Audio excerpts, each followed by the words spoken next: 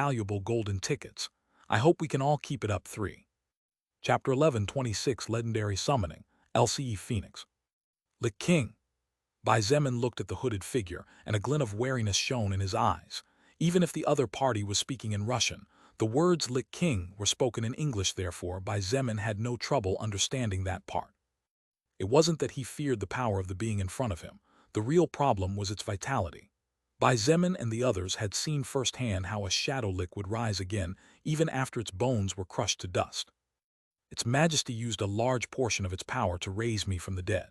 Although it is true that my life expectancy is not particularly high, unless I continuously absorb mana from inside the undying forest, it should still be good enough to deal with a few human children. The figure that called itself Lich King waved its staff outward as the bone dragon stopped at 1,000 meters above the ground. Roared. The dragon's roar was powerful enough to violently shake trees that even a second-order soul evolver couldn't move with one punch. That's how tough those trees were after they had been absorbing mana in large quantities constantly. Raised from the dead, Ziya's eyes suddenly glittered as she thought of something. She signaled Little Snow to approach the Jialong carefully and slyly, and when she was close to Bai Zemin, Ziya whispered, "Leader, I think this lick was probably human until not too long ago." Bai Zemin gave her a sidelong glance before turning his attention to the enemy ahead. He had silently gestured for her to continue. A fourth-order soul evolver like this lick should be known somehow, but our satellites never saw undead movements. It wasn't until a while ago when this forest appeared that some weird things started to happen in Russia, which naturally forced the enemy leader to make his move to confirm that the new mutant forest was not a major threat to his territory. Ziya whispered as she looked at the Lich King, who was muttering something. Just now, the Lich King said that someone raised it from the dead using a lot of power. If we remember what happened with the gargoyles from before, it's not too hard to draw obvious conclusions. Russian leader, mutant forest appearing overnight, unknown danger, mana-eater tree, Russian soldiers, raising from the dead. In fact, after listening to Ziya's analysis, Bai Zemin and the other two ladies had no difficulty whatsoever in identifying the Lich King in front of them. "You must be a Russian soldier who was killed in here after being unable to get out, am I right?" Shangyuan Xinyu, who had already calmed down enough to become herself again, questioned. She spoke in fluent Russian, in fact. There were Russian soldiers among those who dared to venture into the undying forest, but I used to be just a captured prisoner of war who was sent here and forced to scout. The Lich King finished charging a sort of skill.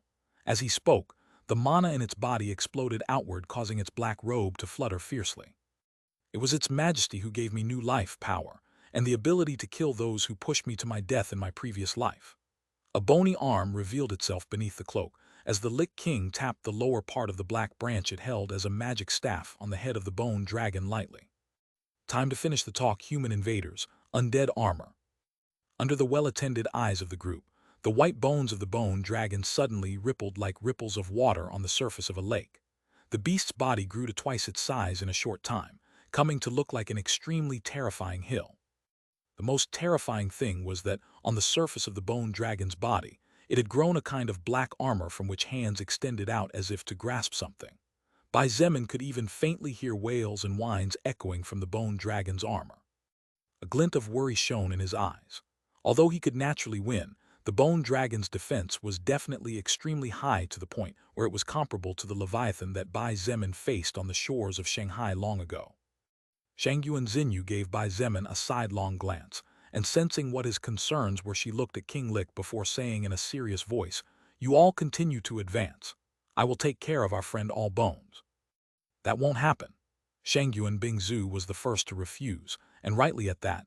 "Your level is only 187 at present, and even if you can take on a fourth-order soul evolver thanks to the purity of your soul power and equipment, you definitely can't fight two at the same time." Shangyuan Xinyu was extremely powerful, but she was still not able to defy natural laws to the extent that Bai Zemin was able to do. She would probably have no problem dealing with the Lich King or restraining it at the very least, but the Bone Dragon was definitely the nemesis of Shangyuan Xinyu, whose main skills were all lightning. "My dear baby Bingzu, you are smart enough to take the first place in a great university, but there are things that are not taught there." Shangyuan Xinyu pursed her lips in a smile and stretched her hand toward the sky. "In this world, there is positive energy and negative energy, those we call yin and yang." The sunlight suddenly receded, as purple lights began to shine in the sky. "If this dragon didn't possess that armor, it might be hard for me to beat it, but now that it has this armor filled with negative energy." Shangyuan Xinyu's small but graceful and charming body was suddenly enveloped by hundreds of small lightning-like snakes' flashes, and a tennis ball-sized ball of lightning formed over her outstretched palm. After fire, lightning is the best purifier. Lightning World. Although the bone dragon was clearly not alive, it still had basic intelligence. When the ball of lightning in Shang Yuanzinyu's hand exploded, releasing thunder and lightning that in less than 3 seconds covered an area of over 5 kilometers, the bone dragon made a freak sound, and the black armor that seemed to be made of countless souls began to sizzle. "Looks like you didn't see my initial attack, all bones." Shang Yuanzinyu let out a rather chilling chuckle as she glanced at the shocked Lich King, "because I'm sure if you had, you wouldn't have activated that armor-like skill." Armor-type skills, for the most part, only meant advantages for the user. However, this did not mean that they did not have disadvantages which, in most cases, were only minor disadvantages but disadvantages nonetheless. For example, an armor-like skill such as Shang Yuan Bingzu's Luminous Ice Armor skill increased defense and repelled certain magical skills, as well as increasing defense against certain types of skills such as light-type skills and so on. However, this skill also weakened her against dark and shadow attacks, and also decreased her agility. The thing about armor-type skills was that they could not be deactivated, so once they went into effect the user had to wait for them to go into cooldown or go out of combat mode completely for the skill to turn off. In short, the Lich King could not deactivate the undead armor skill it used on the bone dragon to increase its physical and magical defense, and add a corrosive effect on its body. If King Lich had seen the lightning-like attack that Shang Yuanzinyu used earlier, it definitely would not have used undead armor on its bone dragon. "Go." Shang Yuanzinyu did not look at Bai Zemin, but her words were clearly directed at him. "That little fire lady will finish her task, and you need to be facing the Mana Eater tree for your plan to work, don't you? Leave this skeleton and its dragon to me." Bai Zemin frowned as he really was in a hurry and couldn't afford to delay too long in this place. However, could he just go and leave Shang Yuanzinyu behind? Shang Yuanzinyu was not only Shang Yuan Bingzu's mother, but she was a person that Bai Zemin himself respected and valued for her principles and great strength. "Even if I can't win, it definitely won't be a problem for me to fight for a few hours with my mana filled to the brim."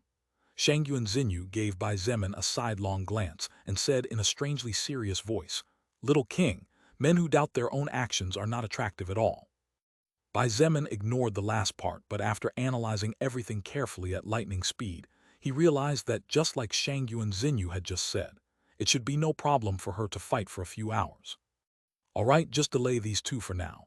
After we take care of the Mana Eater tree, we can finish off this skeleton and its mount." He finally stopped hesitating. Shang Yuan Bingzu hesitated before nodding. However, she approached her mother and handed her a small sphere of ice that was as big as her pinky nail. She explained in a soft manner, "You can release gusts of frost capable of freezing a large village up to a total of 10 times. Just use it to protect yourself when you need to." She had spent several nights investing her own mana in the second activation of her Ice Maker skill to create this small item. Shang Yuan Bingzu planned to use it against the final boss, but given the circumstances, there was no way she would feel comfortable leaving her mother behind just like that. Shang Yuanzinyu did not delay or stand in ceremony. Since the other party was her precious daughter, she did not hesitate and took the ice item with a smile. Although the Lich King wanted to attack them, in reality, it was a bit cautious as well, so taking advantage of the other party talking, it focused on casting various skills on its bone dragon to buff it with curses. A scratch of the bone dragon at this moment could kill a third-order soul evolver below level 150 due to the more than 7 curses it had on its body. Just when Bai Zemin was in a dilemma as he needed another mutant beast to use as a mount, since Little Snow was not suitable for combat with more than 2 adults on her back, Shang Yuan Bingzu surprised him and saved the day again. Without waiting for him to say anything and knowing what the problem was, the beautiful Shang Yuan Bingzu stood on the edge of the flood dragon's head, and at the same time as an ice-blue magic circle glowed in the air, she remarked, "This summoning doesn't last long, but I think it should be almost enough." At first, Bai Zemin, Shang Yuanzinyu, and Ziya were not sure what kind of creature Shang Yuan Bingzu was summoning. However, the three of them were dumbfounded when they saw a legendary creature with the opposite attribute from the norm. There were certain extremely deep records that Bai Zemin did not have access to, even though his soul with Shang Yuan Bingzu's was almost as compatible as it was with Lilith's. He even suspected that as she became more perfect and her level higher, they would probably be on the same level. Therefore, it was only natural that he did not know about some of her skills. But what Bai Zemin did not expect was a summoning-type skill, not to mention a legendary summoning. It was a phoenix. An ice phoenix.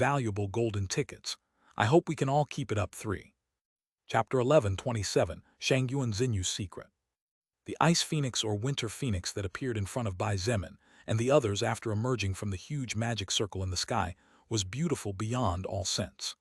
The ice phoenix was not only beautiful, but also exuded a kind of aura of noble power that did not allow profanity or impurity near it. It was approximately 15 meters tall, and its wingspan was about 20-25 meters from tip to tip.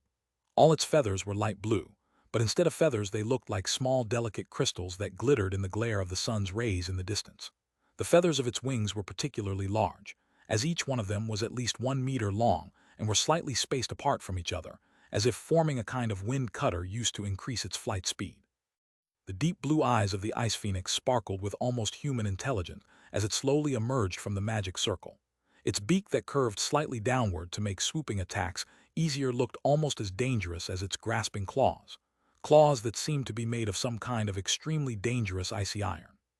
When the ice phoenix appeared, the bone dragon immediately seemed to become angry for some reason as it began to roar.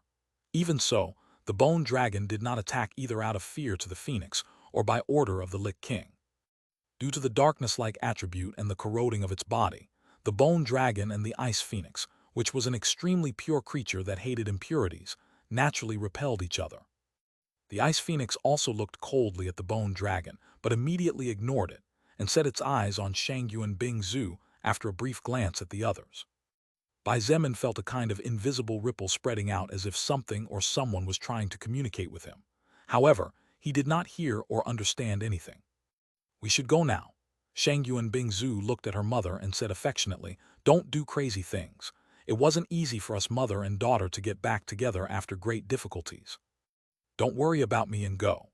Shangyuan Xinyu nodded, but her eyes stayed fixed on the enemy in front of her. These two were beings she could not ignore, let alone overlook. A single mistake was enough to send her to King Yama, and there were many things she wanted to do in this life first.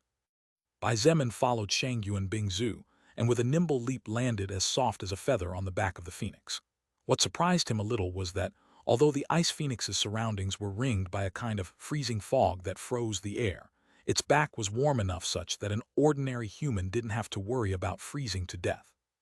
Of course, Bai Zemin didn't know that the only reason he felt that way was explicitly because the ice phoenix allowed him to, and agreed to let him climb on its back. If any other living being tried to touch even a feather of the ice phoenix's body, they would definitely end up suffering an extremely pitiful fate. As the ice phoenix spread its wings wide open in preparation to start moving, Lich King, who had remained silent while activating multiple skills as stealthily as possible, finally made its move. "Do you want to leave? I'm afraid that's not possible." Its raspy, hoarse voice was extremely unpleasant to listen to, but its power undeniable. With a wave of the black branch in his right hand, a beam of black light shot out towards Bai Zemin and the others. This attack was the same attack that the Lich King had used when it tried to kill Shangyuan Xinyu using a sneak attack earlier. The speed of the black lightning was really fast, almost comparable to an instantaneous blink, which made it an incredibly difficult magic attack to dodge or defend against. Bai Zemin was prepared to block the attack when Shangyuan Bingzu stopped him gently. "You don't need to." Before he could say anything, Bai Zemin was slightly surprised when he felt the ice phoenix's body move slightly. The beautiful legendary beast's eyes shone like two small blue suns, and the fog around it suddenly expanded as it grew stronger. Even the air froze to the point where breathing could kill a second-order soul evolver in a matter of seconds. When the black beam entered the white mist, the Lich King was dumbfounded as its attack turned into a frozen beam, and in less than 2 seconds, it simply exploded. Fragments of frozen ice slowly rained down from the heights, giving birth to an extremely beautiful sight around the phoenix. How can this be possible?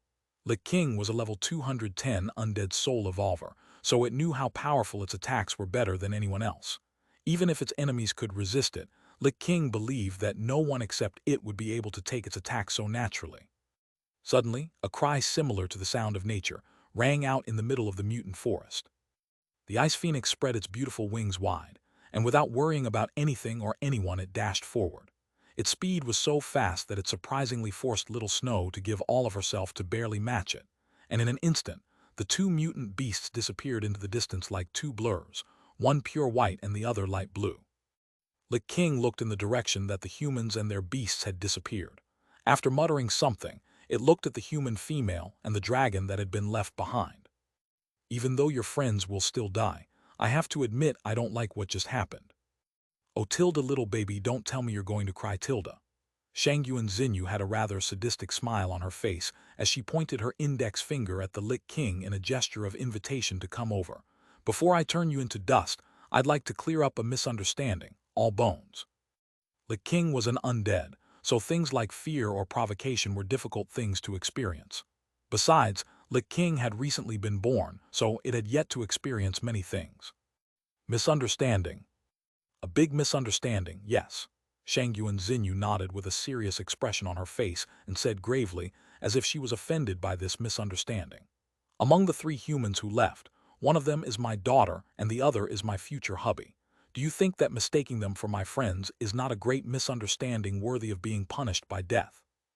If King Lich was still a normal living being with blood in its body, it would probably have coughed up 10 liters of old blood and died right there after hearing what Shangyuan Xinyu said with an extremely serious face. Fortunately, however, the Lich King had lost many records when it came back from the dead in exchange for power. Among these records were most of its memories and emotions. I don't understand what you're saying, but if you want to buy time, it won't do you any good. From the body of the Lich King, a kind of purple cloud with black flashes began to grow larger and larger. Two green flames burned in the empty sockets of its skull as it said in a hoarse voice, "Every time I use my strength I need to kill at least one living being, or else I will return to dust as punishment." Ha ha ha ha, is that so? In that case it's a great relief. Shangyuan Xinyu suddenly burst out laughing after hearing the words of the Lich King. It was as if a great weight had been lifted from her little but beautiful shoulders. Just when Lich King was confused, thinking that the enemy naively believed that she could survive if she endured long enough after hearing that its body would turn to dust if it did not kill a living being after using its strength, Shangyuan Xinyu went through a change that left it in silent stare. Her beautiful blue eyes, which had been inherited by her daughter, suddenly began to turn blood red. Her already snow-white and porcelain-smooth skin became whiter and softer to the point of shimmering slightly, as if thousands of tiny diamonds were embedded in her body. Her fingernails grew to become something similar to claws of approximately 20 centimeters, slightly curved inward at the end, and a thin layer of crimson light surrounded her silhouette. Shangyuan Xinyu smiled brightly, and a flash of viciousness shone in her eyes. If Shangyuan Bingzu or Bai Zemin were still present, they would definitely have jumped in fright at the sight of those four long, shiny fangs that looked out of place with the rest of her small teeth. Now I don't have to worry about you wagging your tongue and saying things too much. Oh, that's right, you don't have a tongue. Ha ha ha ha ha. Do you get it? Shangyuan Xinyu burst out laughing. Her laughter echoed everywhere as she said, very proud of herself, "I'm really cool, no. For some reason I'm having a very strange kind of feeling." The green flames in the Lich King's sockets burned brighter as it stared at the human woman in front of it. It's as if I want to shatter you into 1,000 pieces, feeling like if I don't do something about this feeling I might soon die of suffocation. Ha ha ha ha, I didn't know you loved jokes too, all bones. Shangyuan Xinyu continued to laugh. Her body turned into a blur as she appeared right in front of the bone dragon, and while slashing downwards with her right hand, she continued to laugh. "You're already dead and don't take a breath after all." There was a piercing screeching sound so unpleasant that those hands extending from the bone dragon's armor shrieked and hid in the darkness of the armor. At the same time, 5 deep marks appeared on the unprotected head of the bone dragon. When Shangyuan Xinyu retreated, she looked at the marks running from the forehead to the left eye socket of the bone dragon and nodded. "It seems I can still do something after all. Sorry, my friend Bones, but I have to kill you quickly before things get out of hand, without bitterness." In the sky, one of the faction leaders of higher existences observed the changes the human female fighting the Lich had just undergone, and a peculiar glint shone in his eyes. "Is this a vampire? No, it isn't. That's impossible to begin with." After taking a better look, this leader concluded while licking his lips, "A human variant. Although I don't know how such a thing could happen, this female is really interesting." Backslash backslash backslash backslash backslash backslash backslash. Really thank you very much to all those who send gifts to the novel and support with valuable golden tickets. I hope we can all keep it up. 3. Chapter 11, 28 Jade Tree. Of course, regardless of if it was Xia, Shangyuan Bingzu, or Bai Zemin, none of the three of them had the slightest idea of what was going on behind them. Although they could hear the sound of explosions caused by the start of the battle, as well as the roar of the bone dragon, the thought of turning around and returning only shone for an instant like a shooting star before disappearing.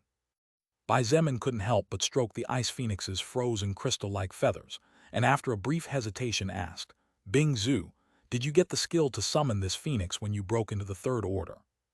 Shangyuan Bingzu looked at her fellow mount, and after taking a moment to think about her next words, she calmly explained, "My Ice Maker skill evolving into the Fifth Order was one of the requirements I needed to fulfill to acquire my Frozen Sacrilege Succubus class. After I evolved Ice Maker to Fifth Order, the skill gained a new activation, which is Sacred Winter Phoenix Summoning. Because the Sacred Winter Phoenix is a Fourth Order beast that can grow with time, I couldn't open a door big enough for it to pass through. TT was only when I evolved to the Third Order that I finally had enough magic power to make it happen." Although Shangyuan Bingzu had the door to connect with the Sacred Winter Phoenix, the key was still not complete. It wasn't until she evolved that the key could be completed, thus allowing her to link key and door so that the being on the other side could come to her side. Fourth Order Mutant Beast, Bai Zemin was secretly amazed and delighted. Although he didn't know how strong the Sacred Winter Phoenix was a phoenix no matter what. A legendary creature such as a phoenix would definitely be very powerful even if it was the weakest phoenix among all the phoenixes. Moreover, Bai Zemin was 80% sure that Shangyuan Bingzu's phoenix was not just an ordinary phoenix, but was probably an extremely terrifying godly beast. "Congratulations." He looked at Shangyuan Bingzu with a genuine smile on his face and congratulated her. "Looks like you really don't need to find yourself a mount after all." Previously, Bai Zemin had approached her about getting herself a mount by forming a contract with some third-order mutant beast. However, despite having enough power, Shangyuan Bingzu chose to stay alone, which puzzled many. Who would want any third-order companion when they could have a fourth-order legendary beast? He now finally understood the reason why she did what she did. "Unfortunately, this little friend can only stay by my side for 2 hours." Shangyuan Bingzu stroked the Sacred Winter Phoenix's plumage and remarked with some hidden bitterness, "Besides, this phoenix may look big and all, but it was actually born not much more than 100 years ago. For the phoenix race, 100 years is no different from a small child, so they need to rest for a long time after going into battle." Simply put, Shangyuan Bingzu's skill to summon the Sacred Winter Phoenix should have a high cooldown time. After giving it some thought, Bai Zemin felt that it was reasonable. If a skill as powerful as that had a short cooldown time, it would be simply outrageous no matter how one looked at it. As Shangyuan Bingzu spoke to Bai Zemin in a low voice, the Sacred Winter Phoenix glanced sideways at the large white dog running through the air. At first, the phoenix felt that its pride was being challenged by a street dog, so it increased its flying speed with the intention of leaving it behind. However, that slight indignation the young phoenix felt soon turned to dismay and disbelief when it realized that no matter how much it sped up, it still couldn't outrun the dog. Being a fourth-order beast with intelligence, the Sacred Winter Phoenix naturally had the ability to express its thoughts in words. Moreover, thanks to being connected to Shangyuan Bingzu's records, the phoenix could also understand some languages of this world such as Chinese, English, French, and even some Russian. Even though the phoenix wanted to ask the white dog what its problem was, and why it could run so fast despite being just a simple dog, the young phoenix felt that it would be beneath it, so in the end, it kept silent and continued to try to leave behind the one it now saw as its rival. A legendary phoenix seeing a white dog that was picked up from the streets of China as its rival. Little Snow was probably the first dog in history capable of achieving such a majestic feat. The mutant forest was very, very big. It was so big that Bai Zemin and the two girls next to him were left at a loss for words. They had been flying for almost 2 hours at high speeds in a straight line directly towards the center of the forest, and yet, however, they still didn't seem to have reached the heart. This place definitely has some kind of spatial magic surrounding it. Shangyuan Bingzu's expression was not particularly pleasant. She could slowly feel the flight speed of her phoenix gradually slowing down. "I can only keep my phoenix here for another 30 minutes at most. If we still don't reach our target in that time, I'm afraid it will be problematic." If it was just carrying a couple of people and flying, it would still be fine to ride Little Snow. The problem was that they were being continually chased and blocked by oceans of enemies. Since Little Snow was a dog, Regardless of her size, there wasn't much room to move anywhere. If more than 2 adults rode her back, the fighter or fighters would have a lot of trouble fighting comfortably against numerous enemies. Damn it, where the hell do these things come from? Riding Little Snow's back, Zia waved the black and white colored wand in her right hand in the direction of the over 50,000 flying gargoyles closing the path ahead. Shooting star. A bright whitish-blue light shot out from the tip of the wand, and in an instant, a good portion of the sky was dyed white as the light covered the surroundings, leaving a thick trail wherever it passed as if it were a real shooting star.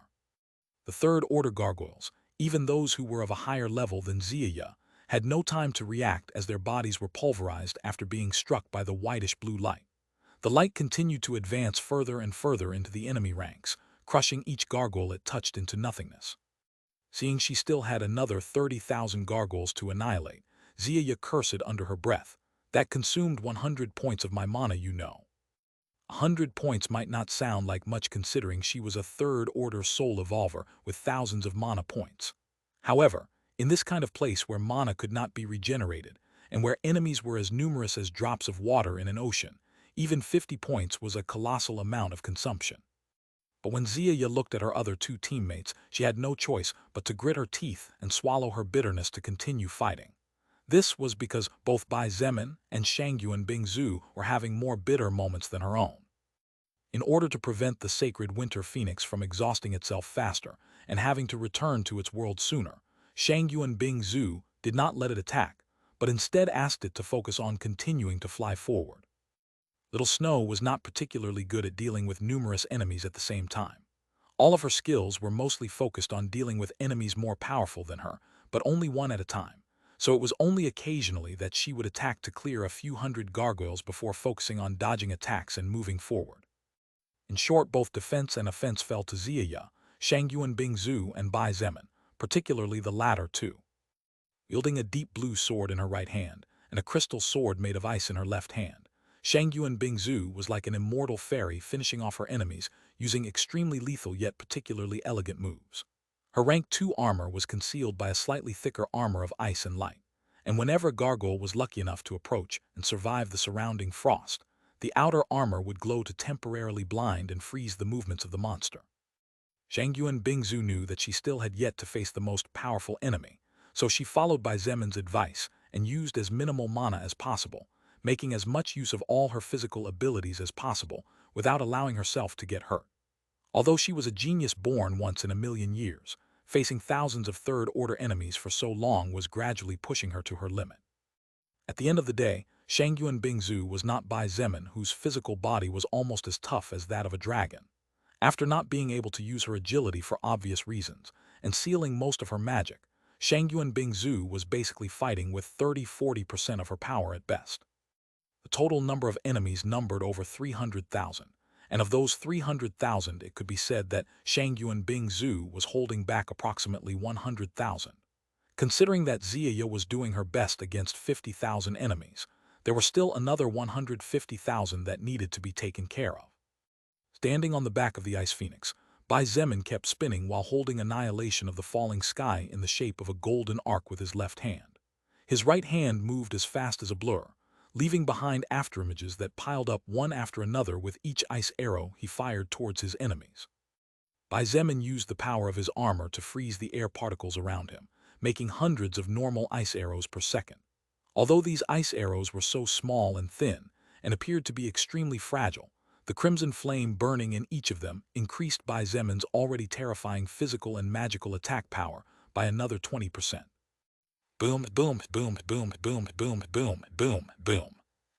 Although the gargoyles were third-order monsters whose bodies were extremely tough, they still could not withstand the power of the arrows shot by Bai Zemin, who was grasping a legendary weapon. After hitting an enemy's body, the frost energy contained in each arrow would spread out in an instant and slow down the movement speed of the other nearby gargoyles. The most terrifying thing was that when the other gargoyles wanted to advance, they were met with terrifying explosions of crimson flames burning the blood from their bodies each time they were hit. Despite killing thousands of gargoyles per second, however, Bai Zemin was not particularly happy. This was because there were still more and more gargoyles waiting ahead as they advanced closer to the heart of the forest. In fact, had it not been for the fact that these gargoyles did not have particularly high intelligence, Bai Zemin believed that he would have been forced to let himself go completely or flee in the worst-case scenario. Being surrounded and attacked by a few 100,000 enemies above level 100 was nothing to scoff at. Even powerful fourth-order soul evolvers could end up dying if they were careless.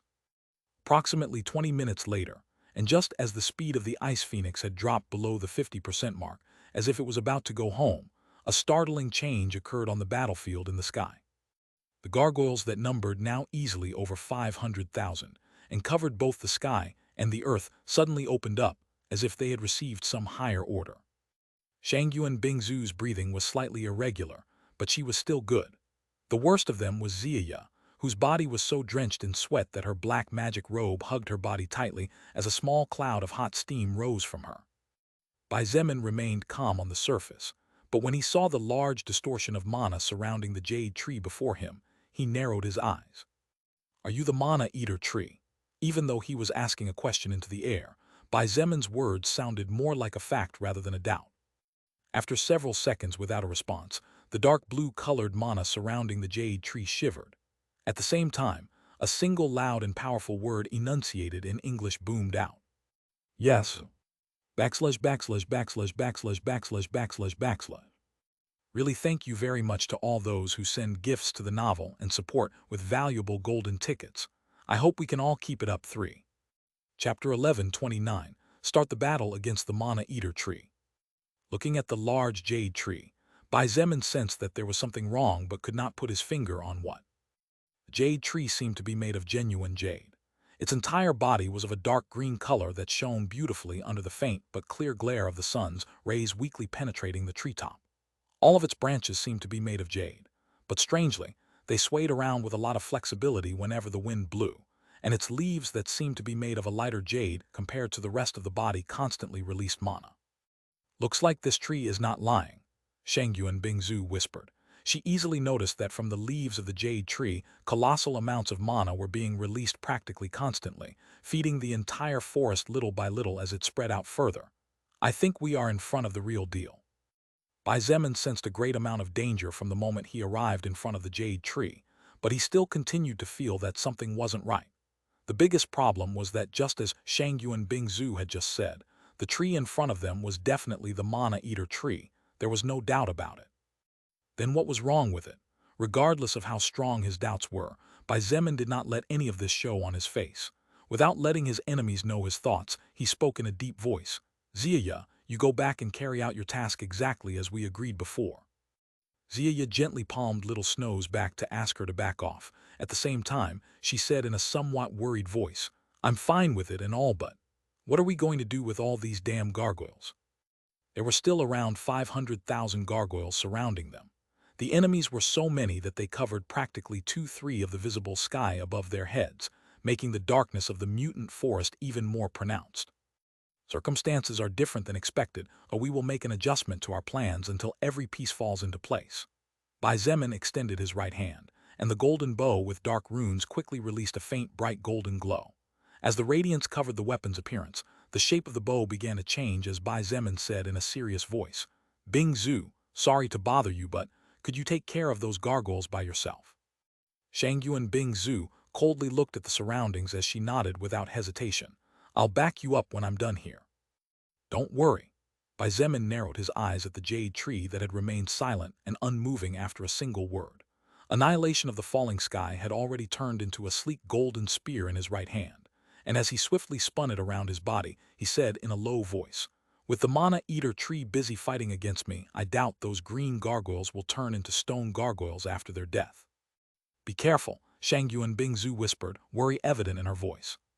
Bai Zemin gave her a small smile before jumping off the Ice Phoenix's back. A few gargoyles shrieked and darted towards him as he began to fall from the sky. In response, Bai Zemin coldly snorted, "Go to hell." With a swift stab forward, more than 50 gargoyles exploded as their bodies were struck by the terrifying piercing air cannon born from the tip of annihilation of the falling sky. Blood and chunks of flesh, as well as broken limbs, flew everywhere, and the nearest gargoyles immediately dyed red as they shrieked and slashed with their claws towards Bai Zemin. "Explode!" Bai Zemin's voice was charged with magical power, and its effect was immediate. The bodies of the gargoyles that had been splattered with the blood of their comrades froze as the blood on top of their skin blazed, binding them in place. That blood strangely flowed into their bodies in a second, and before they let out even a squeak, their eyes rolled back in their heads as they fell from the sky like flies. 20, 30, 100, 300. In less than 3 seconds, over 1,000 gargoyles had both their hearts shattered from inside their bodies and fell from the sky lifeless. At the same time, approximately 100 crimson-red spears made from the blood of the gargoyles that died at the beginning came together, and as if they were unstoppable pious treasures, turned all enemies on the way to the ground into flesh paste. The spears did not simply pierce their bodies, but after piercing them, made them explode when inflated like balloons. Bai Zemin only needed about 5 or 6 seconds to reach the ground, and by the time he touched down as soft as a feather, there were already more than 5,000 third-order gargoyles that had lost their lives. If not for him simply wiping out those who were obstructing him, that number of 5,000 would definitely be 10 times higher. Looking at the jade tree still silently, Bai Zemin took a moment to sense the surroundings. His movement speed had dropped considerably as his agility had degraded by approximately 10% because of the terrifying pressure in the area.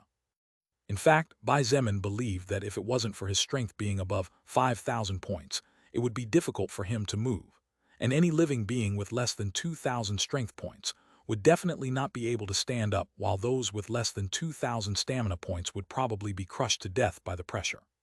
Soul manipulation. Bai Zemin chanted in his heart, and his aura immediately changed. Oh!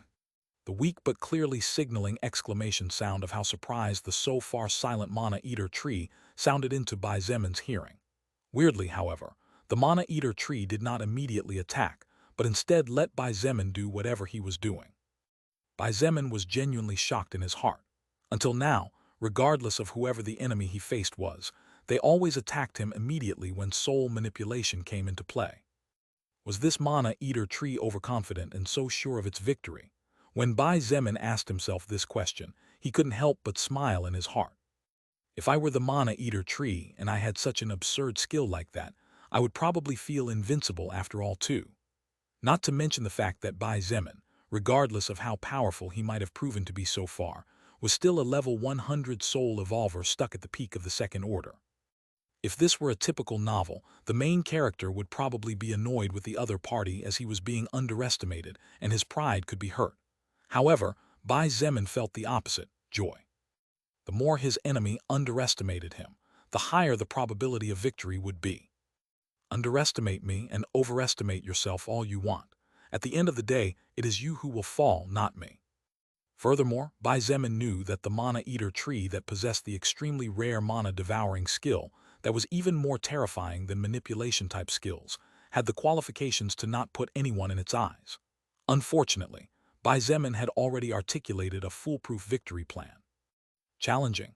It was definitely going to be a great fight to the death and extremely hard to contend with, but Bai Zemin was confident that the winner would be him, no matter how many tricks the Mana Eater tree had hidden up its sleeve. You have activated soul manipulation and chosen the following skills to evolve during the corresponding time limit: regeneration, drain life, dark mist. Leaving aside regeneration, which was the base skill of overlap regeneration, this was the first time Bai Zemin used soul manipulation in drain life and dark mist. Under normal conditions, he would definitely not choose those two skills to be his sidekicks for a battle to the death against an extremely terrifying enemy. However, against the Mana Eater tree, things were different. At the same time as Bai Zemin activated dark mist, and from every corner of his body, a sort of jet-colored smoke was released and quickly spread over 200 meters around him, and even penetrated the soil. The Mana Eater tree's voice rang out from the jade tree. "Are you done with your preliminaries, human king?" Bai Zemin slowly opened his eyes, and ignoring the explosions in the sky caused by the battle between Shangyuan Bingzu and the army of gargoyles, he nodded calmly. "Sorry to keep you waiting." "It's nothing." The more than 100 branches of the jade tree suddenly began to slowly move, like crawling snakes, and grow in size as they pointed at Bai Zemin and gradually approached. "Just thank me by giving me a good battle, and we'll be even. The last time I had a pleasant match was with a level 287 Naga King, but I think you'll be able to entertain me some more." Bai Zemin couldn't help but chuckle and shrug his shoulders. As it seemed to be, his enemy was really confident in his victory, huh? But then again, it was reasonable. Bai Zemin noticed that even though he had just upgraded Dark Mist to a third-order skill, its effects didn't seem to work against the Mana Eater tree too much. Blindness. The Mana Eater tree was a tree. It didn't need eyes to see or sense where its enemies were. As for whether the Mana Eater tree's physical attack had been reduced by 20% as it should have been, Bai Zemin would find out soon enough. However, what he really cared about was neither blindness nor weak attack. What Bai Zemin really cared about was the side effect of the third characteristic of his Dark Mist skill. Weakly glancing over Dark Mist's evolution path, Bai Zemin smiled in a rather mysterious manner as he said in a low voice, "I guarantee you will definitely enjoy this battle. In the beginning, that is.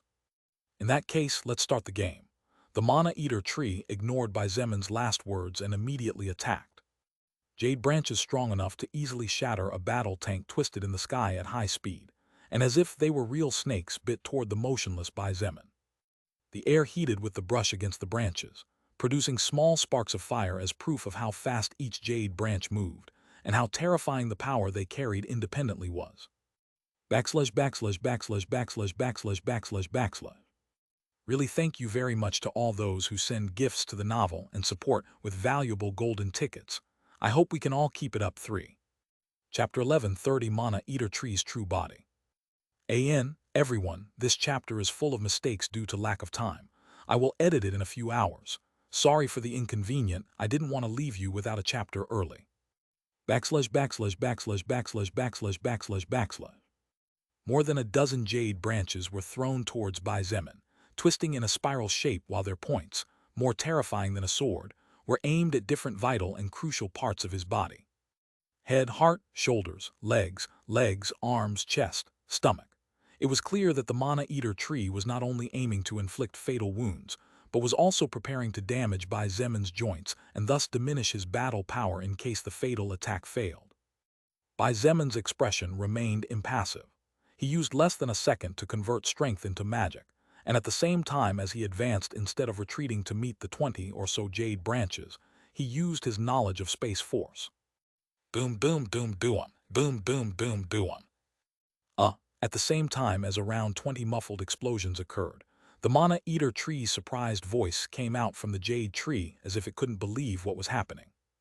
Although the Mana Eater tree had just launched a casual attack that didn't even contain 30% of its strength, each of those jade branches were moving fast enough to take the breath away from third-order soul evolvers.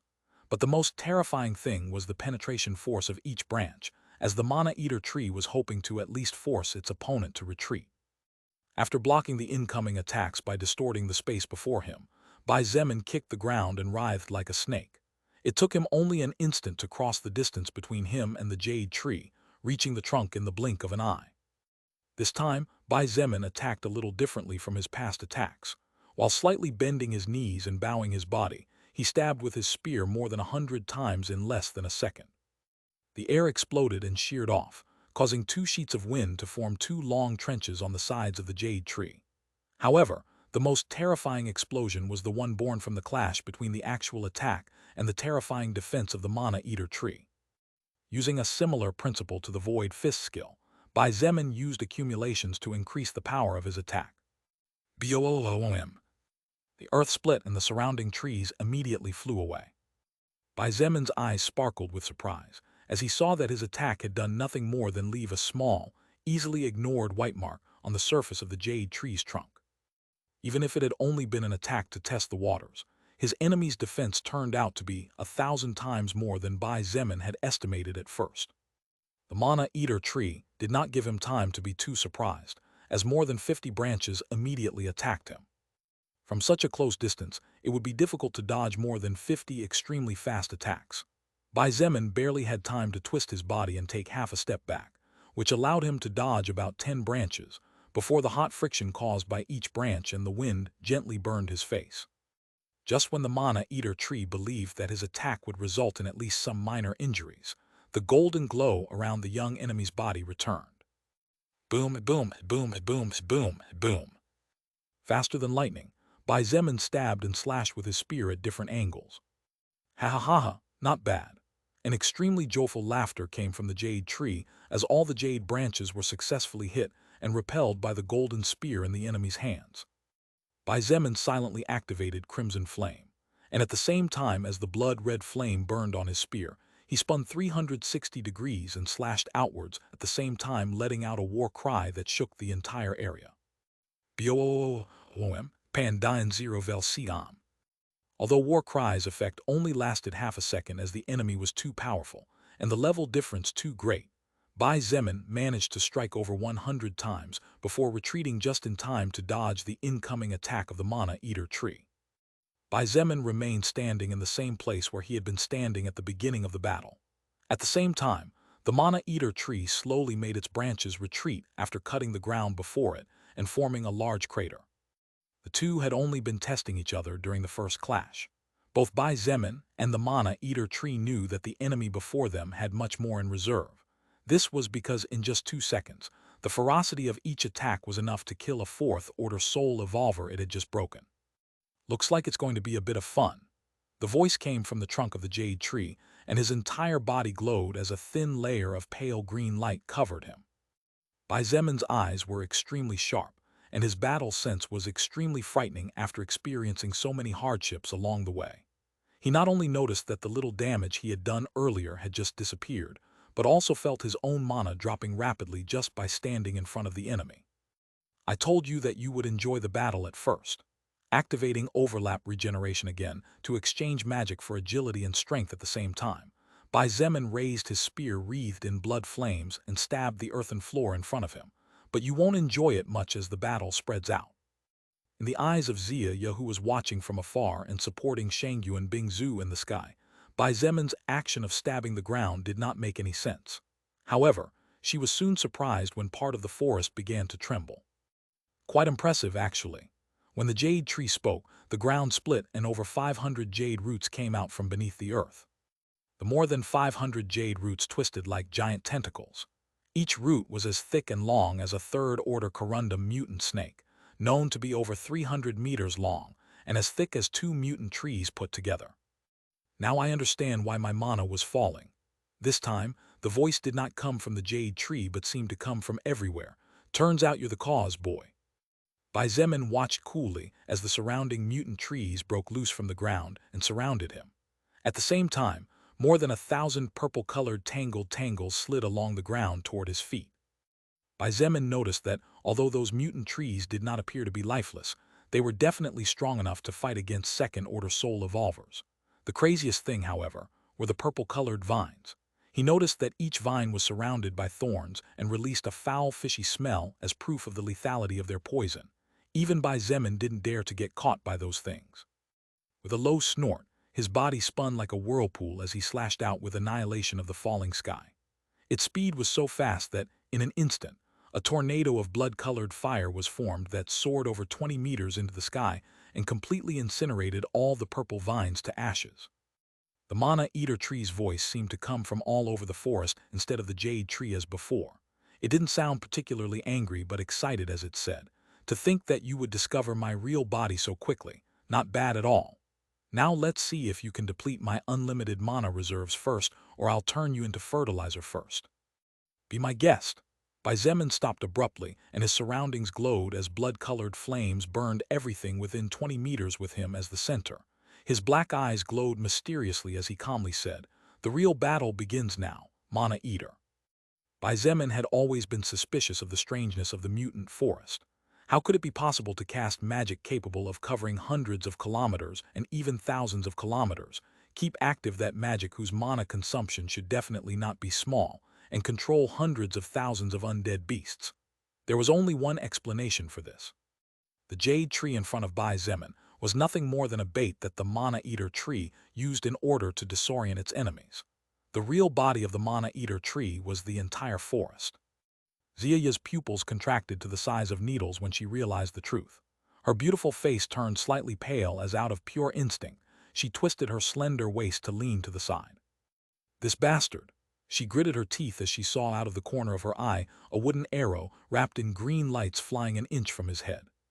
A second later, and her head would have been passed from side to side. The entire forest suddenly began to glow with green light. That layer of light caused the strength of every plant and every tree to grow enormously. But the strangest thing of all was that the mana that Bai Zemin had been draining with dark mist, since its activation suddenly began to rise again, and in less than 5 seconds it recovered as if nothing had happened. Backslash backslash backslash backslash backslash backslash backslash. Really, thank you very much to all those who send gifts to the novel and support with valuable golden tickets. I hope we can all keep it up. 3. Chapter 11:30, 1 Mana Corruption vs Mana Devouring. When Bai Zemin's body was surrounded by over 1,000 mutant trees, all it took was a few swings of his spear to turn them all into iron limes. It didn't matter if it was a steel leaf mutant tree, whose leaves could easily pierce any armor with less than 2,000 defense points, and turn soul evolvers with average defense into sieves, or if it was the poison fog tree, whose body exuded a strange haze undetectable to the naked eye which could paralyze the nervous system of a mutant beast above level 110. They were all shattered. The toughest trees that were capable of taking even the fists of a level 130 King Kong Ape King could do nothing when the wind and fire arc born from the swinging angulation of the falling sky hit them, and the plants that had some level of intelligence and cunning had no time to think too much before they became ashes under the power of Bai Zemin's crimson flame. Really impressive, not bad at all. The Mana Eater tree was a rather peculiar enemy, probably the most peculiar among the enemies Bai Zemin had met to this day. Even though Bai Zemin was swinging his spear continuously, shattering dozens of mutant trees and plants per second into ashes and iron nails, the Mana Eater tree did not stop laughing as it attacked with increasing ferocity. Bai Zemin did not say even a word. He slashed with his spear from top to bottom, splitting the man-eater plant in front of him in half and setting fire to all the purple vines that crept toward him from the plant's back. Seizing the root, Bai Zemin bellowed at the same time as the liquid storage pearl flew out from inside his armor, blood shield. As Bai Zemin advanced with firm steps like an unstoppable emperor, a 5-meter-high and 2.5-meter-wide rectangular-shaped blood shield blocked the over 100 jade branches. BOOMs, BOOMs, BOOM, BOOM, BOOM. Although Bai Zemin's blood shield managed to withstand the fierce lashes of the jade tree, more than a dozen cracks spread across the surface of the shield, making it look as if it would collapse at any moment. Because he was facing a plant-like enemy with no blood at all, Bai Zemin and his blood manipulation skill were slightly at a disadvantage, as having nowhere to absorb blood from, the difficulty of fixing increased exponentially to the point where Bai Zemin's mana consumption doubled. However, none of this was important to him at the moment. He did not care at all, even though in order to block those attacks, he had to spend over 200 mana points, mana which he could not regenerate at all due to the peculiarity of the Mana Eater tree. After blocking the 100 of jade branches that, despite being as thin as a stick, actually had enough power to crush a silver-armored elephant level 150 and pierce the defense of practically any armor below rank 4, Bai Zemin again invested another 200 points of his total mana. But this time it was to counterattack. When the Mana Eater tree wanted to pull the jade branches back to the jade tree, it was surprised to realize that more than 200 small blood hands had spread out from the cracked rectangular shield. Furthermore, although the rectangular shield lost some of its width, its length grew as it was stuck into the ground more than 2 meters deep. Using Shadow Blink, Bai Zemin appeared like a ghost right in front of the jade tree trunk. His black eyes flashed mysteriously as dozens of tiny crimson lightning flashes began to intermittently flicker around his entire body. His golden spear became a blur in his hands, and with over 12,000 points in his agility stat, his arms moved back and forth over 5,000 times in just the blink of an eye. BOOM. The earth within 200 meters split, and a crater over 400 meters deep suddenly appeared in front of Bai Zemin. The terrifying jade tree, whose defense was practically impenetrable, broke away from the ground and flew over a dozen meters before falling down with a thunderous rumble. Bai Zemin noticed that he had managed to make a small pea-sized crack in the trunk of the jade tree, so he leaned forward with the intention of continuing his attack. The jade tree might not be the Mana Eater's body, but it was certainly its greatest weapon and defense. Unfortunately, the number of enemies Bai Zemin had to face was not limited to one. A giant shadow that covered the sun loomed over his head, and when Bai Zemin looked up, he saw a giant fist about to crush his skull into pulp. Although Bai Zemin did not know much about plants, thanks to Wu Yijin he was familiar enough to recognize some terrifying creatures from the realm of nature. For example, That giant fist covered in leaves belonged to the 1,000-year guardian tree that, despite having no self-awareness, could still break the scales of a dragon below level 170. While it was true that Bai Zemin could kill kings and emperors just like the nine-headed immortal dragon, this did not mean that he could take such destructive attacks head-on without worrying about his life. A 1,000-year guardian tree fist could definitely give him a hard time, as unlike the jade branches of the jade tree, the 1,000-year guardian tree fist would have an effect on his entire body. Thankfully, Bai Zemin was quick in his actions.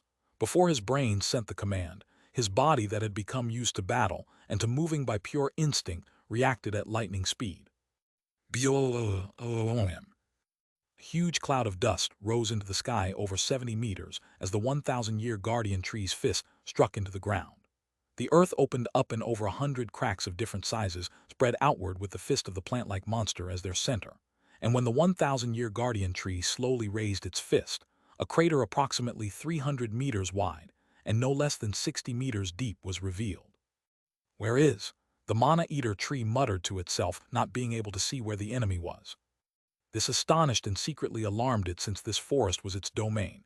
To say that they were fighting on its back was not exaggerated by any means, therefore, losing the enemy made no sense at all. Pan, Dalin 0 Vel, C, Suddenly, a golden shadow shot out from the center of the crater, caused by the 1,000-year guardian tree's fist, faster than lightning sparking in the sky. This golden shadow was, of course, Bai Zemin, who had just secretly used the new specialty that his Shadow Blink skill acquired after upgrading its order, along with his spatial cognition. Before the Mana Eater tree could react and send any command to the 1,000-year guardian tree, Bai Zemin, who was flying towards the sky with annihilation of the falling sky in the form of a greatsword, engulfed in blood flames, slashed furiously upwards, rumbling the heavens, shaking the earth. Shangyuan Bingzu and Zia Ye, who were fighting in the sky against the army of third-order gargoyles, faltered and almost fell off their mounts when the entire area trembled. The entire area seemed to glow crimson as a great flare broke beyond the treetops and soared into the sky, turning into nothing and being absorbed not long after.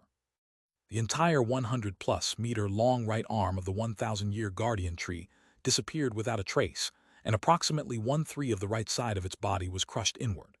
In addition, from the shoulder inward, blood-colored flames began to spread fast like a virus in such a way that it was only a matter of time before its entire body could be completely engulfed in flames. Bai Zemin's pupils trembled slightly, and in his heart, he cursed the 1,000-year guardian tree's high defense.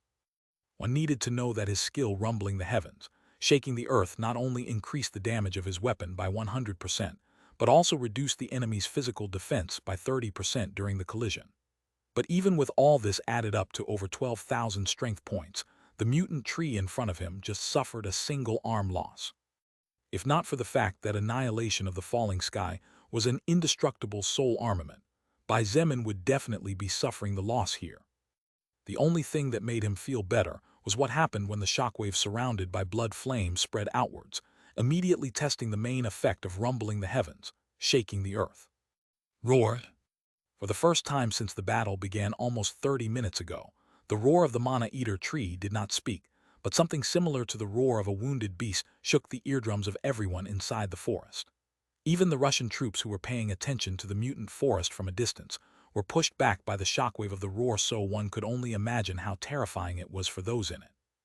Thanks to the fact that Bai Zemin had managed to evolve to level 100, and his soul power was pure to the point where it was ridiculous, his overall stats were very high in a strangely uniform manner. This meant that when effect 1 of rumbling the heavens, shaking the earth, was triggered, every living thing he labeled as an enemy within 100 kilometers suffered a miserable fate. In less than 1 second, hundreds of thousands of mutant trees and plants were killed. Not only that, but, in the sky, over 20% of the gargoyle army exploded into a bloody mist as the weakest gargoyles that were barely above level 100 and below level 105 died without even knowing how. "Now you're not enjoying it that much, are you?" Bai Zemin muttered under his breath to himself as he charged towards the jade tree, holding annihilation of the falling sky in greatsword form. He had to take advantage of the next 4 seconds, during which the power of his weapon was 100% higher thanks to effect 2 of rumbling the heavens, shaking the earth. Although many enemies had been destroyed,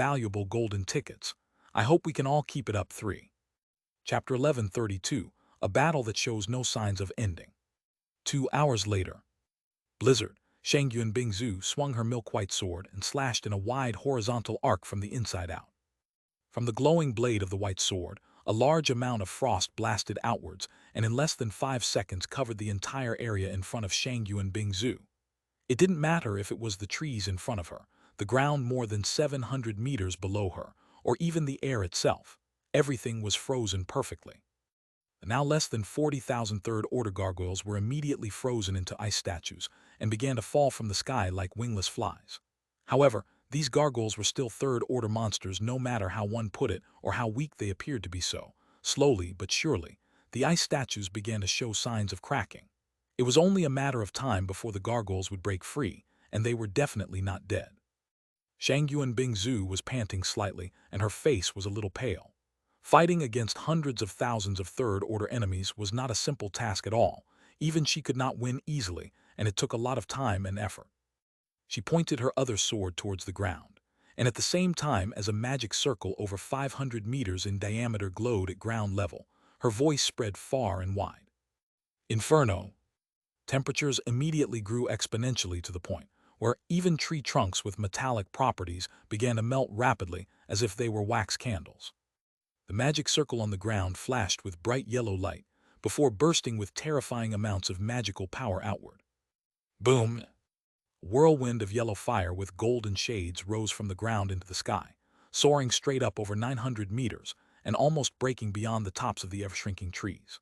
The more than 40,000 gargoyles turned into ice statues disappeared from sight as they were swallowed up by the flame whirlwind, and even Shangyun Bingzu herself did not know with 100% accuracy what their fate had been. Approximately 10 seconds later, Shangyun Bingzu cut off her output of magic power and mana. Gradually, the flame whirlwind began to become weaker and weaker, smaller and smaller. 3 seconds later, all that remained in sight was a large patch of empty land that had been burned to oblivion. Plants, grasses, trees, gargoyles, ice. None of it could be seen at all except for the ice tree Shangyun Bingzu was using as a support to stand at high altitude after losing the support of her sacred winter phoenix. When Shangyun Bingzu turned to look back after catching her breath, her cold eyes met Ziya's paper-pale face and tired gaze. Good job. Ziya had been a great help this time. Not only had she cast over 5 curses one after another to weaken the gargoyles greatly for over 30 minutes, but she had also buffed Shangyun Bingzu with Arcane Ward, an invisible magical shield that protected the user from 5 attacks from any living being below level 200. It was precisely the skill arcane ward the one that prevented Shangyuan Bingzu from suffering injuries at times, when it was impossible to completely avoid all the attacks launched by hundreds of thousands of enemies, whose levels were not too far from hers. "It's nothing." Ziya could barely speak. Her throat was dry as she said between heavy breaths, "Compared to you I feel like I'm still lacking after all."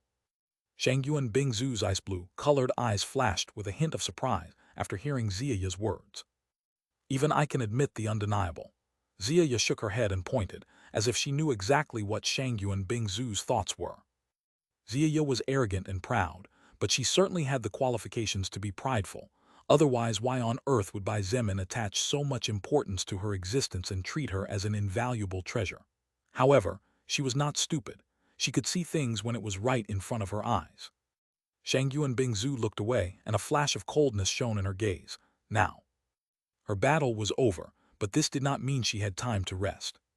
She took out an epic-grade treasure mana stone and quickly absorbed 10% of its content, recovering her mana to its maximum in less than 5 minutes. Then, she passed the mana stone to Ziya. "Recover your mana first.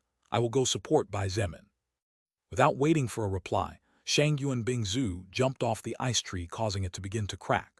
The tips of her delicate feet had barely touched the ground with the softness of a feather when her agility burst out, disappearing at lightning speed, directly charging into the distance from where the most terrifying explosions were coming from. Ziya mounted Little Snow's back inside as she began to slowly recover her mana. She also needed to rest, as she was extremely exhausted after losing almost 85% of her total stamina. The battle against the Mana Eater tree was completely different from any other battle Bai Zemin had fought to date. In the past, his enemies could only stand for a few minutes at most before succumbing to the ferocity of his attacks. Even the level 409-headed immortal dragon would have fallen in less than 2 hours were it not for Bai Zemin needing to find the secret behind its immortality and counter it. However, the Mana Eater tree was a separate story to tell. Even after 2 full hours, the battle between Bai Zemin and the rare plant-like creature showed no signs of ending at all. Explosions rumbled across the sky and earth, the ground split apart, and mana-covered stones of all sizes flew everywhere with enough speed to tear through an armored vehicle from side to side. Nature's guile. Bai Zemin had just forced back a 500-year general tree after blowing off its left arm with a punch when his danger sense skill alerted him to the imminent danger approaching in his direction. 2 from behind, 1 from the sky, and the other. Bai Zemin's body moved as his senses detected the direction of each attack. In less than a second, Bai Zemin executed 4 extremely complicated moves that allowed him to not only defend against the Mana Eater tree's attacks, but also gave him the opportunity to launch his counterattack. Pan, Dain Zero Vel, C. First, he slashed backwards with his spear, before jumping in position in such a way that his head pointed towards the ground, and his legs towards the sky. Boom, boom, boom. The 2 jade branches aiming at his back were parried away by his spear, while the jade branch aiming at his head was repelled by 2 continuous kicks as his body spun in the air. Bang! Time seemed to slow down before his eyes. The ground in front of him opened up, revealing a peculiarly thin jade root pointing directly at the center of his forehead. Any other human soul evolver would definitely have panicked at this moment. At the end of the day, Bai Zemin's body was spinning in the air, making it impossible for him to dodge the attack cunningly hidden by his enemy. In that split of second, Bai Zemin released Annihilation of the falling sky and extended his right hand forward. The golden spear glowed, and in less than a blink of an eye, it turned into a dragon claw-shaped gauntlet perfectly covering his right hand. Boom! Bai Zemin's body hovered in the air without moving an inch. His right palm was open, and right in the center was the jade root that could not move forward no matter how hard it pressed forward. Impossible! The Imperial Jade Tree can pierce through any defense and shatter even the toughest armor. Mana Eater Tree's disbelieving voice thundered, unable to accept the fact that a mere gauntlet could stop its fatal attack. Bai Zemin scoffed in his heart. Annihilation of the falling sky could turn into any weapon he wanted, and gloves were considered combat weapons. Coupled with it being an indestructible soul armament, the Mana Eater Tree would be dreaming if it thought it could hurt Bai Zemin easily. Crimson Flame. Bai Zemin propelled his body upwards after flexing his right arm slightly. Using the jade root's thrust force, he launched himself over 100 meters into the sky,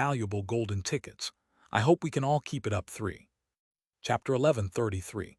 Bai Zemin plus Shangyuan Bingzu's Mana Eater Tree. What surprised Bai Zemin was that, even after half a second, the jade tree was still enclosed in that beautiful bright pink ice statue. If not for the fact that Bai Zemin knew that what was locked in there was a terrifying monster with tremendous defense and power, he may even be willing to cherish the ice sculpture for a whole day and a whole night. My skill Sacred Ice Charm confines the opponent for 3 seconds and makes it disorienting for 2. The only disadvantage is that during the first 3 seconds the enemy won't take any damage at all.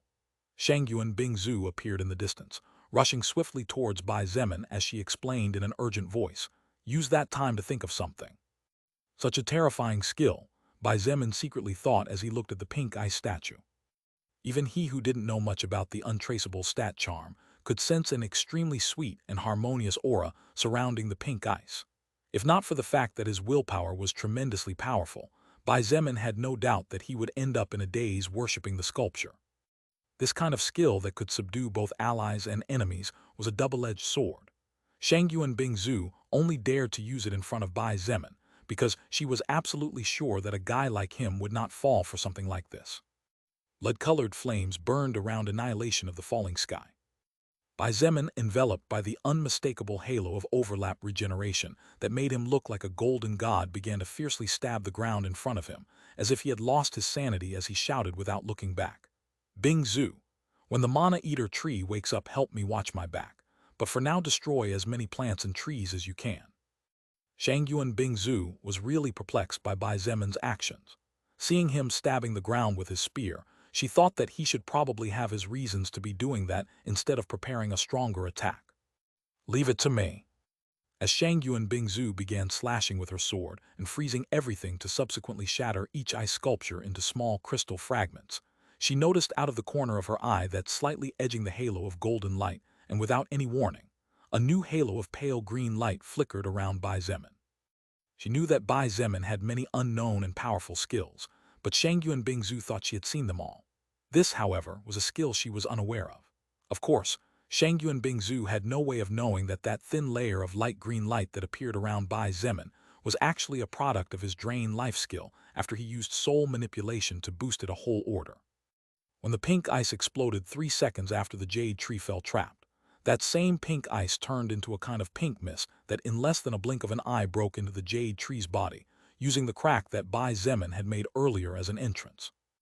Bai Zemin, who was doing his best to carve a giant hole in the ground, continued stabbing, but as he expected, he was not left alone. Yet, he did not care about anything and continued to be completely focused on his mission. This was only possible because he had the best partner he could ask for on the battlefield. With Shang Yuan Bingzu protecting Bai Zemin, it didn't matter if it was a terrifying demonic flower queen that only grew on worlds whose mana density was equivalent to the 4th stage, nor did it matter if it was the terrifying 1,000-year guardian tree. They were all frustrated and couldn't get close to Bai Zemin at all. Shang Yuan Bingzu had just frozen and then cut 2 demonic flower queens into pieces when she felt the ground shaking fiercely. No more than 50 meters ahead, 2 giant trees approached as they slammed their fists the size of buildings downward. She did not recognize the 2 1,000-year guardian trees, but seeing their size and the pressure of their fists, she could not help but be secretly surprised. These trees, although they were clearly unintelligent plant-like beasts, were so terrifying that a 4th-order animal-like beast could meet its miserable doom if it was struck by those fists. Even Bai Zemin had trouble dealing with the 1,000-year guardian tree due to its extremely high defense. In fact, if it wasn't for him having his crimson flame, it wouldn't have been a 1 or 2 minute task to take down these monstrous creatures.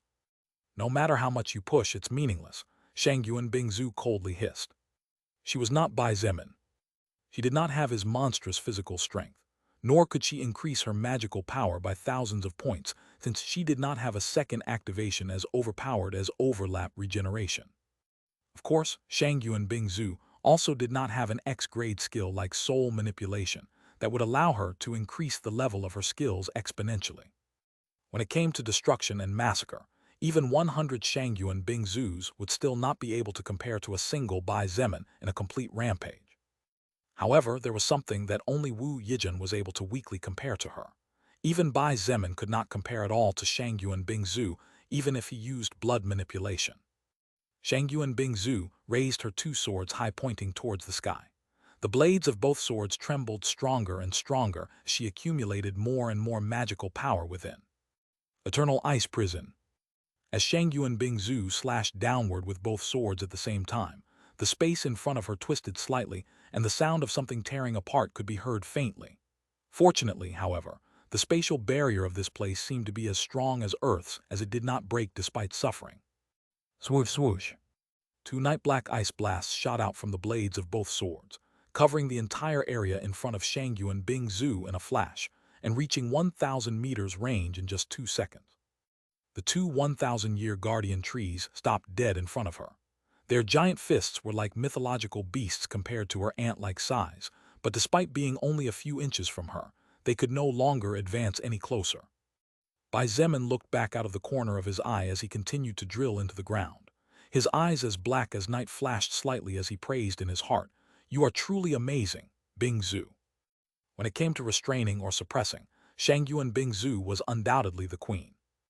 Even if Bai Zemin was multiplied by 2 times, he still wouldn't be able to compare to her at all when it came to immediate suppression or contention. The 5-second effect of the Sacred Ice Charm skill finally ended. With the Jade tree free, the Mana Eater tree's attacks became much more fierce and frenetic. Bai Zemin did not even have time to continue digging as before, and was forced by circumstances to fight face-to-face against the Jade tree. However, this time he was not alone. With Shang Yuan Bingzu there to provide support, Bai Zemin no longer had to worry about attacks from other mutant trees or evolved plants.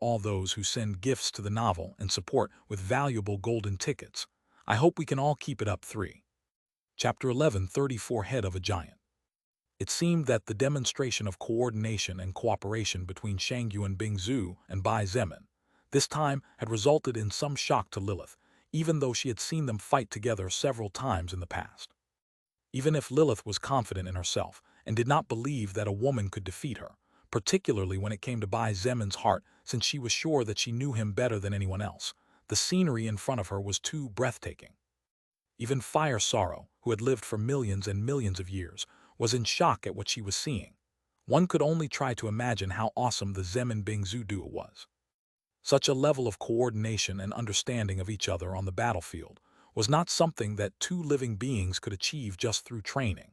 Even 100,000 years of training and fighting together could not be enough. Fire Sorrow had seen countless pairs of lovers sharing sorrows and glories on different battlefields, even higher existences. However, she still couldn't find a second pair that could beat the pair in front of her.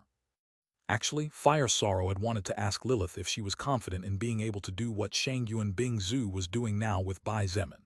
It's just that after thinking it over, she realized that asking such a question might not be a good idea, so she kept it in her heart and responded it by herself. Bai Zemin attacking and Shangyuan Bingzu defending. When he was in danger, he didn't bother to protect himself even when he could feel the claws of danger on the back of his neck. However, as if he had eyes on his back, he managed to cover Shangyuan Bingzu whenever she seemed to be in trouble. Such a level of trust in each other, understanding of the capabilities and limits of their partner. If this was not a match made by heaven, what was it then? Unfortunately, there was no way Shangyuan Bingzu could continue fighting in such a strenuous manner for long.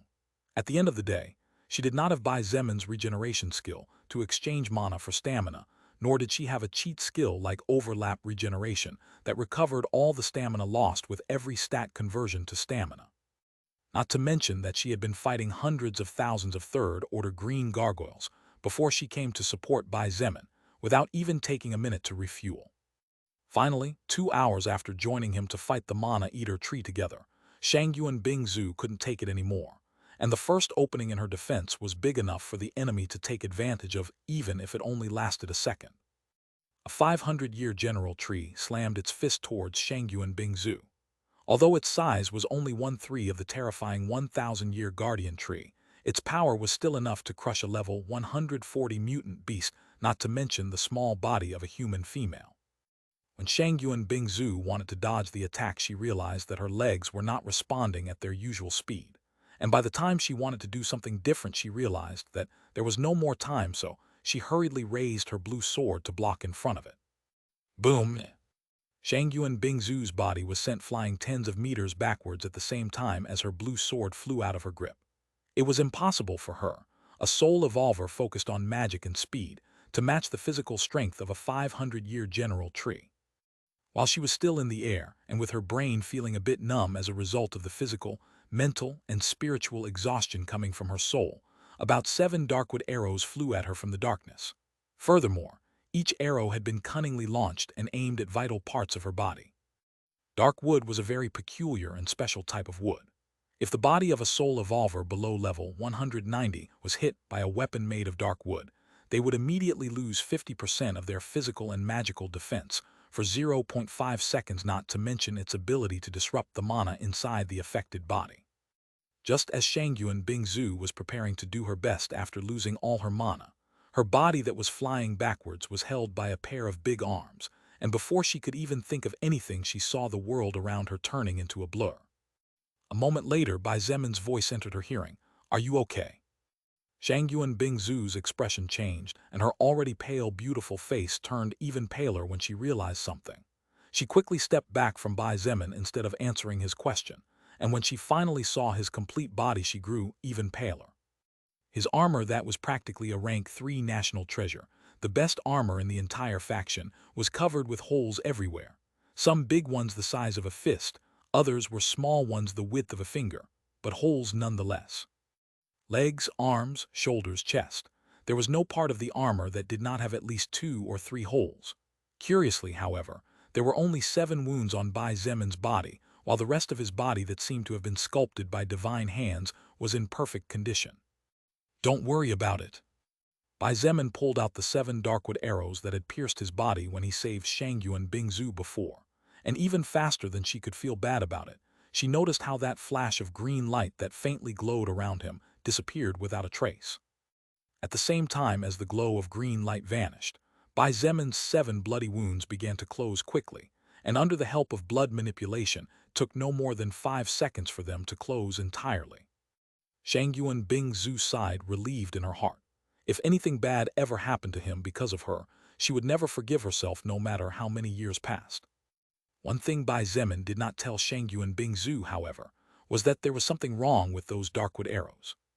Up until now, Bai Zemin had been spending mana without worrying too much since he had overlap regeneration to assist him.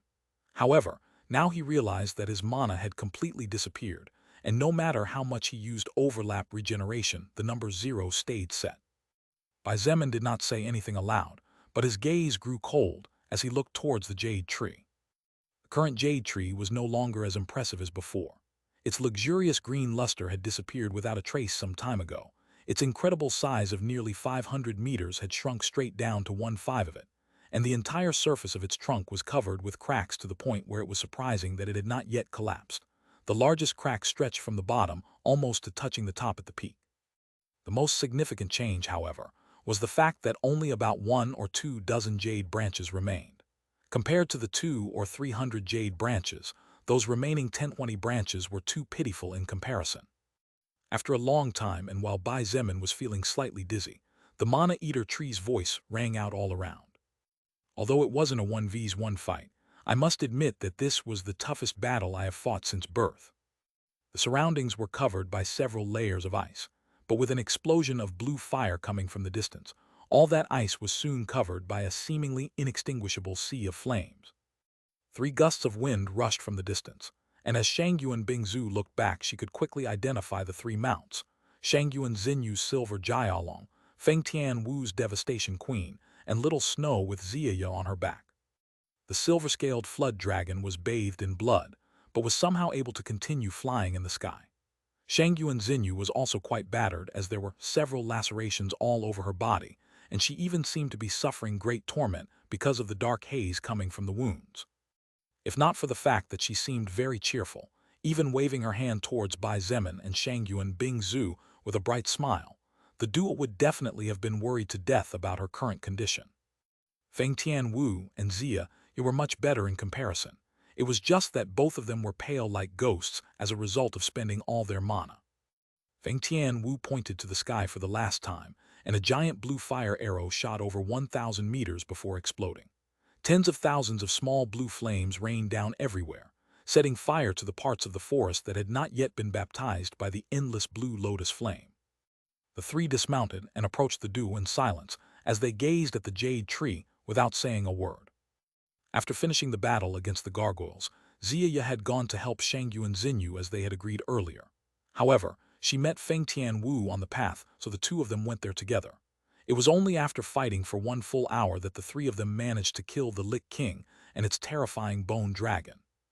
Although Ziya and Feng Tian Wu were a bit curious about some of the injuries that the Lich King and the bone dragon had suffered, since they seemed to have been attacked by an unidentified monster, neither of them had the heart nor the time to think things through too much. To grow to this point, it took me a total of 5,600 years. The voice of the Mana Eater tree echoed not only from the jade tree in front of them, but also spread out from the distance wrapped in blue flames. But now everything is lost. Rumble! Suddenly, the entire forest began to tremble.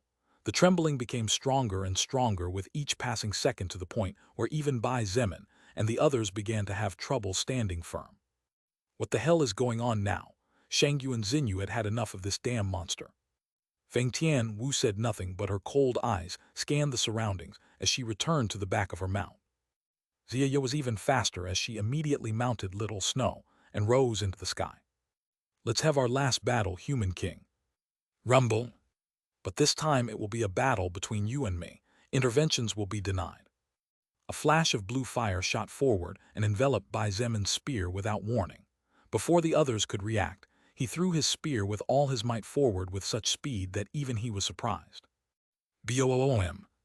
The jade tree tried to protect itself, but it was already too damaged. Its branches were crushed as the flame-wrapped spear pierced and struck the center of the largest crack, spreading far enough to join each crack. Finally, the jade tree that had given Bai Zemin so much trouble collapsed. Jade fragments flew everywhere, and the fire spear disappeared beyond the sea of blue flames. However, this did not seem to affect the Mana Eater tree at all. The quake only got worse, and finally, Bai Zemin and Shangyuan Bingzu were forced to jump onto a mount to avoid falling down. More than 20 kilometers away from the northern periphery of the mutant forest, the beautiful face of Christina turned deathly pale as she stared off into the distance as her head and eyes looked higher and higher. There in the distance, the mutant forest that had practically disappeared after being encircled and incinerated by the ever-growing sea of blue flames slowly rose into the sky.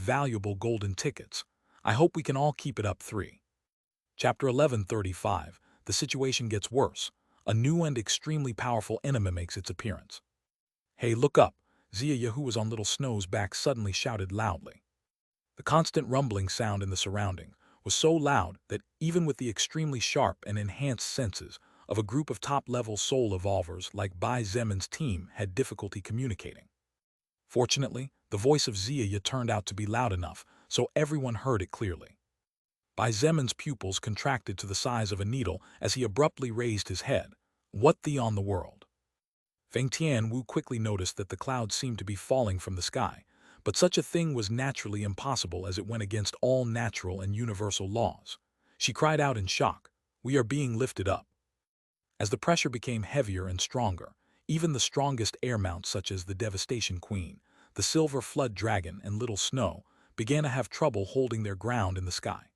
This was because they were now well over 15,000 meters above ground, and the temperature there was so low that it was hard not to freeze to the bone. As they surpassed 20,000 meters in altitude, the gusts of wind became so strong that they were not unlike blades cutting everywhere. A third-order soul evolver below level 120 would definitely become ground meat there. Damn it! Shangyuan Xinyu cursed with a frown as she tried without much success to control the gusts of wind. She dodged a wind blade before shouting towards Bai Zemin in an urgent voice, "Little King, my weather control skill isn't working like it's supposed to."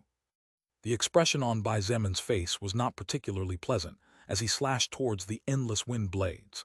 His only hope had been shattered after hearing what Shangyuan Xinyu said.